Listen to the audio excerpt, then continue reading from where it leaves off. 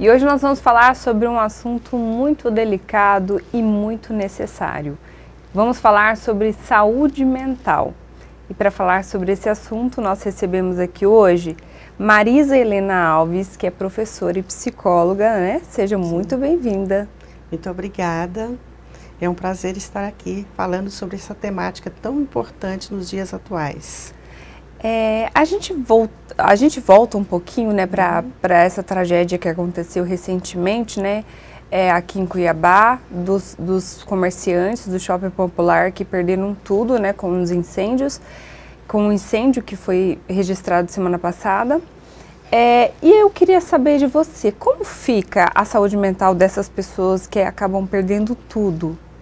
Então, saúde mental é um tema bastante complexo e ele está presente no cotidiano e sempre é afetado por qualquer evento, por qualquer situação que tire a pessoa daquela rotina em que ela está.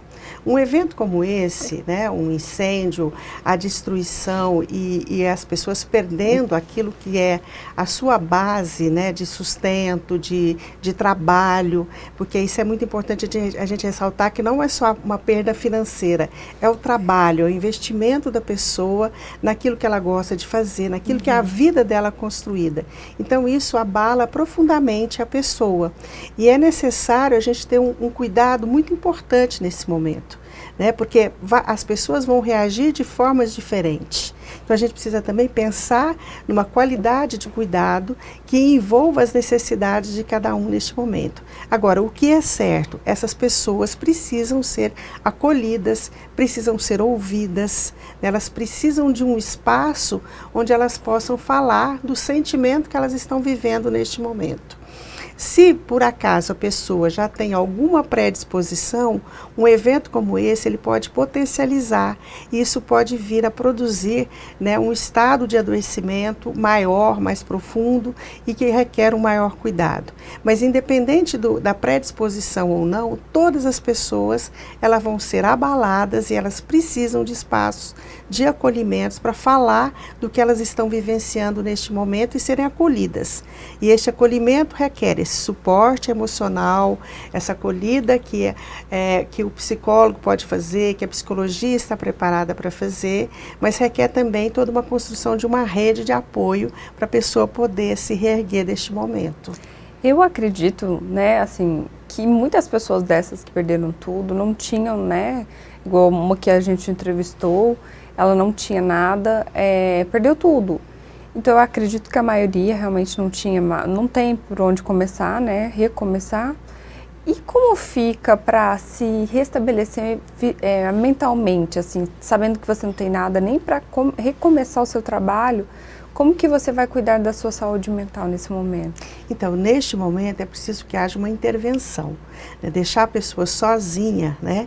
Mesmo que a gente já sabe que o poder público já está se mobilizando para algumas linhas de crédito, para essas pessoas reiniciarem sua vida, a gente tem que entender que não basta só a ajuda material, né? É importante que tenha um processo de escuta dessas pessoas, um acolhimento para que elas possam se fortalecer para poder, inclusive, buscar aquilo que o poder público possa vir a oferecer a partir desse evento. Então, você acha que o poder público deveria disponibilizar para essas pessoas, essas vítimas, esse suporte psicológico, né? Sim. Né? E a gente sabe que em Cuiabá a gente tem uma rede de atenção psicossocial muito precarizada. Né? Então nós não temos nas policlínicas, nós não temos nas unidades básicas de saúde esse acolhimento, que é onde as pessoas deveriam ir para serem acolhidas. Né? Então o que a gente está fazendo agora são iniciativas, né? O próprio Conselho Regional de Psicologia está se mobilizando os psicólogos no sentido de organizar esse atendimento. As faculdades também que têm curso de psicologia também estão se organizando para prestar esse atendimento, para fazer pelo menos esse momento da escuta inicial e depois fazer os encaminhamentos que forem necessários. Então é muito importante agora uma mobilização coletiva, né? Não se trata de um ou de outro, mas todos trabalhando, né? Ofertando, disponibilizando tanto a ajuda material quanto a ajuda emocional para superar esse momento. Por muito tempo as pessoas ficam mais preocupadas com aquilo que elas perderam materialmente, né? Sim. Com os bens materiais. E poucas, eu acho, pensam no dano que vai causar à saúde mental, né, nesse momento. Exatamente. E o dano à saúde mental, às vezes, ele não é imediato. Né? Às vezes a pessoa, naquele momento que acontece a tragédia, que acontece o evento traumático, ela até aparentemente ela vai superar, mas ao longo do tempo isso pode reverberar e aí vão aparecendo outros sintomas, né? E outras necessidades, e essa pessoa precisa de estar atenta a ela mesma e buscar essa ajuda. Às vezes, nesse primeiro momento, ela, não, tudo bem, não precisa, eu vou superar, né, tentando buscar internamente aquela força para vencer o momento, mas, ao longo do tempo, às vezes, isso vai, né, fazendo com que ela fique apresentando mais sintomas e acabe necessitando, aí já não é mais um aspecto preventivo, aí ela já precisa mesmo, né, de uma terapia, de uma psicoterapia, às vezes, de medicamento, enfim. Então, é melhor a gente agir preventivamente. Então, esse é o momento, né? O momento pós o evento traumático, é preciso que a pessoa busque a ajuda. Será que é possível, que deve acontecer também, de algumas pessoas que passaram por essa situação, ficarem traumatizadas e não quererem recomeçar, não quererem abrir a loja novamente, não quero mais saber disso, foi muito pesado para mim? É possível, assim? É possível, né? E isso já é um sintoma de que essa pessoa está precisando falar sobre isso, né? Sim. Porque às vezes ela pode entrar nesse processo mesmo de negação, não, eu não quero mais, né? Não dá mais, foi o suficiente, né? Então, isso aí já é um indício de que precisa haver uma intervenção, que precisa haver uma escuta qualificada dessa fala, que parece que é uma decisão, uma resolução consciente, mas que ela está aí, né, envolta em sentimentos, né, negativos, em sentimentos, né, rejeitando aquilo como uma possibilidade de aconteceu, mas eu posso superar. Então, é muito importante todo tipo de escuta que a gente possa fazer neste momento. Então, a escuta qualificada neste momento é fundamental.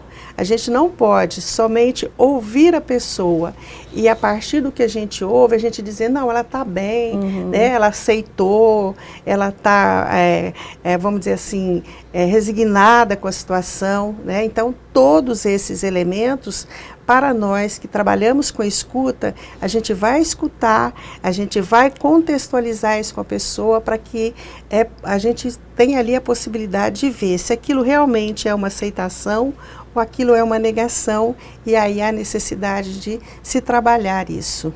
Mudando um pouquinho de assunto, Marisa, a gente tem ouvido falar muito sobre pessoas que estão ficando depressivas e até se matando por causa daqueles jogos de azar na internet, né? Sim. Apostam muito dinheiro. Teve um caso em Cuiabá de um homem que foi encontrado morto depois de ter perdido R$200 mil em um jogo desses. Como que fica, né, o psicológico de uma pessoa dessa? Por que chega a esse ponto? Aí são várias razões, né?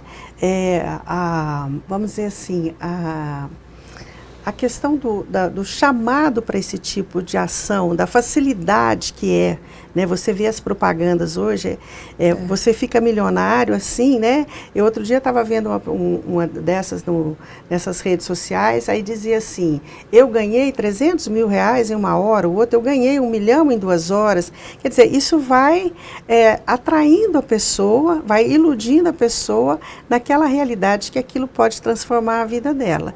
E ali ela começa. E inicialmente, como é uma coisa que não é, vamos dizer assim, legalizada, que está sendo acompanhada, ali tem várias formas ali vamos dizer, de atrair a pessoa, de colocar a pessoa naquele universo. E tem também algumas pessoas que já têm uma certa compulsão para jogos, né? Que já gosta disso. Então, aliando esses dois fatores, aí a gente tem esses problemas problemas que estão acontecendo agora. Então, a pessoa inicia, às vezes no começo ela ganha uma certa quantia, ela fica atraída por aquilo e aí vai investindo cada vez mais. Mas se trata também de uma situação que é possível, né? A gente ter grupos de apoio, a gente ter momentos com as pessoas que às vezes começam a se envolver e que querem sair deste lugar, que querem sair dessa necessidade de estar fazendo esse jogo todo dia. É possível também trabalhar isso, né? Mas agora, a possibilidade também de trabalhar isso requer que nós tenhamos os serviços especializados. Sim. Que nós tenhamos as pessoas, as escutas, né, muito próximo das pessoas. E para isso a gente teria que ter uma rede de atenção psicossocial, que trabalhasse não só a doença mental, mas também a prevenção à saúde mental. E saúde mental, quando a gente fala em saúde mental, ela está muito associada a um estigma que tem na sociedade, que é a loucura. Então, doença mental, associação com o que é louco. E a loucura, ela está carregada de um estigma, ela está carregada de preconceito. Então, muitas vezes, você, ao apenas indicar a pessoa, te reclama de um determinado sintoma, se diz um determinado sintoma, e você diz, procure um psicólogo. Ela diz, não, eu não vou, porque eu não estou louca. Uhum. Então, é preciso também esse trabalho de prevenção, desmistificar esse conceito do que é saúde mental. Porque saúde mental, ela está em todos os lugares. Não é só num evento traumático, não é só no momento de crise, não é só no momento de separação, não é só no momento de perda, mas é também no dia a dia. Por exemplo, uma cidade desorganizada, com um trânsito caótico, onde você passa vários momentos do seu dia no trânsito, se estressando, isso também vai afetar a saúde mental. Uhum. Uma cidade que não tem um espaço de lazer, que não tem um local para você ir, para você divertir com a sua família, também prejudica a saúde mental, né? Você sair de manhã e necessitar de um transporte coletivo que atrasa, que te prejudica no seu trabalho, isso também vai prejudicar o seu rendimento no seu trabalho e, consequentemente, a sua saúde mental. Então, a saúde mental hoje, ela está em tudo aquilo que nós fazemos, em tudo aquilo que nós estamos no nosso dia a dia. Então, é preciso que a gente tenha um olhar para isso diferenciado. Não é só quando aparece um sintoma, né? Mas a gente tem que trabalhar sempre na perspectiva da prevenção, do bem-estar da pessoa o tempo todo, e isso tem a ver com toda a relação que ela tem no seu cotidiano, né? Seja a relação familiar, a relação com o trabalho, a relação com o próprio deslocamento na cidade, tem a ver com o lazer, né? Tem a ver com a perspectiva de futuro que ela possa ter. Então, é preciso políticas públicas que atuem para que a pessoa tenha esse bem-estar, para a gente poder diminuir os agravos, né? Diminuir aquele momento que você precisa de uma intervenção medicamentosa, psicoterápica, e que isso nós efetivamente hoje não temos no município. E com esse preparo, essa prevenção, a pessoa já se sente mais preparada quando acontece esse tipo de situação. Exatamente. Né? Uma outra coisa que a gente precisa trabalhar muito também, né, e está dentro da prevenção em saúde mental, é a noção de risco. Né? Por exemplo, como se evitaria uma tragédia como essa, como a gente teve aqui recentemente? Né? O que deveria ser pensado preventivamente dentro de uma possibilidade de que isso pode acontecer? Uhum. Um incêndio pode acontecer, uma enchente pode acontecer, né? Um outro tipo de acidente pode acontecer. Então, como prevenir? Que ações devem ser feitas para a prevenção? Nesse caso específico, né, pensou-se preventivamente em ter os hidrantes ali necessários para apagar um incêndio se ele acontecesse? Né? Pensou-se na possibilidade de resguardar os bens materiais que estavam ali? E quais essas possibilidades? Então, nós temos muita dificuldade porque a gente não tem uma educação para a prevenção e para a noção de risco. Por muito tempo, a gente via na cidade o motoqueiro andando com o capacete pendurado no cotovelo. Agora que a lei está mais severa, né, e paga multas mais pesadas, que você vê o uso correto do capacete. Né? Mas mesmo assim, você vê, observando o trânsito, você vê a imprudência que existe por parte de algumas pessoas que utilizam esse meio de locomoção. Então, tudo isso está precisando, isso precisava ser trabalhado, isso é um processo educativo, né? A prevenção, a noção de risco se faz dentro de um contexto educativo. Então, as escolas precisam também colocar nos seus currículos esse tipo de conteúdo para que as pessoas possam desenvolver, né, esse olhar sobre a necessidade do que é um risco e as prevenções possíveis. Verdade. Marisa, muito obrigada pelas informações que você trouxe para a gente. São informações muito importantes, né? E a gente espera que seja levado a sério também todo esse ponto de vista que você trouxe sobre saúde mental, né? Eu é que agradeço e já posso dizer que o Conselho Regional de Psicologia também já está mobilizando para fazer uma ação de acolhida das pessoas que estão passando por esse momento de dificuldade nesse momento. Bom, e já tem uma data? Não. Então, a gente está em negociação, né, com a Defesa Civil, com os órgãos, né, com o município, para a gente desenvolver essa ação, né, e mobilizando os psicólogos de forma voluntária para realizar essa ação. Que bom, parabéns pelo trabalho de vocês, viu? Muito obrigada. Se você gostou da nossa entrevista, deixe o seu comentário para a gente e compartilhe também nas suas redes sociais.